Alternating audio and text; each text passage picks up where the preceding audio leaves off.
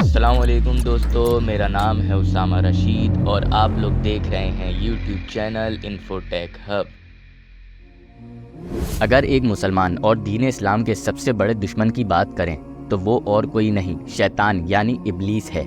جو کہ دنیا بنانے سے پہلے اللہ تعالیٰ کا سب سے زیادہ فرما بردار تھا۔ اتنا فرما بردار کہ اس نے آسمان پر رہنے والی مخلوق کے درمیان اپنا بہت بلند مرتبہ بنا لیا تھا، حتیٰ کہ یہ فرشتوں کو تعلیم دیا کرتا تھا، لیکن صرف اپنی انا اور اکڑ کی وجہ سے یہ مارا گیا اور اللہ تعالیٰ نے اس کو زمین پر اتار پھینکا اور قیامت تک کے لیے لوگوں کے لیے عبرت کا نشان بنا دیا۔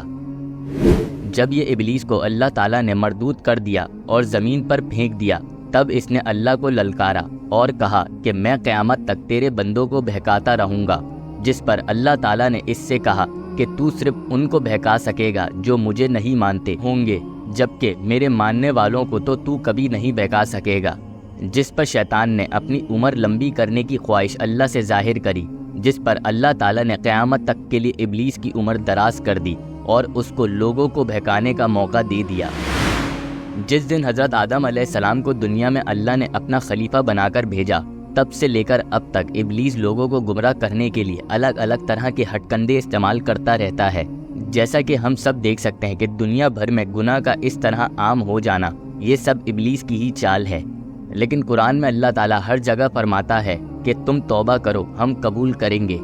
جیسا کہ قرآن کی سورہ فرقان کی آیت نمبر 71 میں اللہ تعالیٰ ارشاد فرماتا ہے کہ جس نے توبہ کی اور ایمان لایا اور اچھے کام کیے تو ایسے لوگوں کے گناہوں کو اللہ نیکیوں سے بدل دے گا،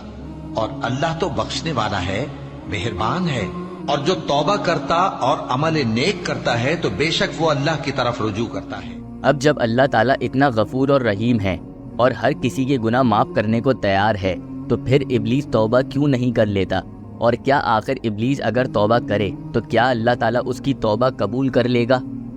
اسی سے متعلق ہم آپ کو ایک واقعہ سنانے جا رہے ہیں۔ ایک دفعہ کا ذکر ہے، حضرت موسیٰ علیہ السلام کے پاس شیطان یعنی ابلیس آیا اور آپ کو سلام کر کے کہا کہ اے موسیٰ علیہ السلام، آپ اللہ کے جلیل و قدر پیغمبر ہیں، آپ جب اللہ تعالیٰ سے دعا کرتے ہیں تب اللہ تعالیٰ آپ کی دعا قبول فرماتا ہے، اور اللہ تعالیٰ نے آپ کے ہاتھوں آپ کی قوم یعنی بنی اسرائیل کو فرعون سے نجات دلوائی، تو آپ اللہ کی بارگاہ میں میری بخشش اور توبہ کی دعا کریں۔ جس پر حضرت موسیٰ علیہ السلام نے اللہ تعالیٰ سے دعا فرمائی کہ اے اللہ، ابلیس کو بخش دے اور اس کی توبہ قبول کر لے۔ جب یہ دعا اللہ تعالیٰ تک پہنچی تو اللہ تعالیٰ نے حضرت موسیٰ علیہ السلام سے کہا کہ اے موسیٰ، ہم تیری قسم کھاتے ہیں کہ ہم ابلیس کو معاف کر دیں گے، لیکن اس سے کہہ کہ یہ آدم جو کہ میرا پہلا خلیفہ تھا اس دنیا پر، اس کے آگے سجدہ کرے۔ جب حضرت موسیٰ علیہ السلام نے اللہ تعالیٰ کی طرف سے یہ بات ابلیس کے آگے رکھی تو ابلیس کو شدید غصہ آ گیا اور اس نے ایک چیخ ماری اور اس نے کہا کہ اے موسیٰ، جب حضرت آدم علیہ السلام زندہ تھے اور اللہ نے مجھے ان کے آگے سجدہ کرنے کا حکم دیا تھا، میں نے تب سجدہ نہیں کیا، تو اب جب وہ مر گئے ہیں اور اس دنیا میں نہیں ہیں تو میں کیسے ان کے آگے سجدہ کر سکتا ہوں؟ یعنی ابلیس کو اللہ نے موقع دیا تھا، اگر وہ آدم علیہ السلام کے آگے سجدہ کر لیتا تو وہ معاف کر دیا جاتا، لیکن اس کو انا اور تکبر نے ایسا کرنے نہیں دیا۔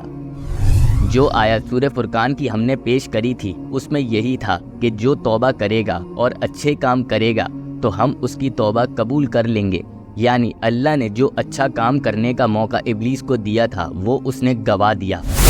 اگر ہم تاریخ دیکھیں تو فرعون، نمرود،